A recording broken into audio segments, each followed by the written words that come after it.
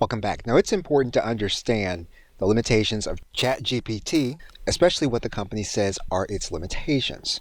The most important element is going to be the very first limitation, and you're going to see this here as of the recording of this video. You'll notice that it says that ChatGPT writes plausible sounding but incorrect and nonsensical answers.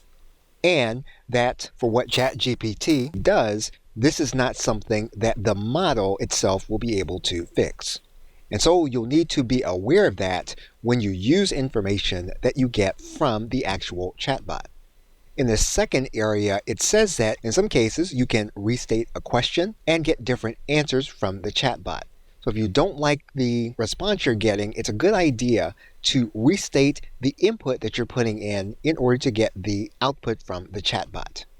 The third bullet point openly states that the open chatbot can use more words than it should, and in some cases will overuse certain phrases.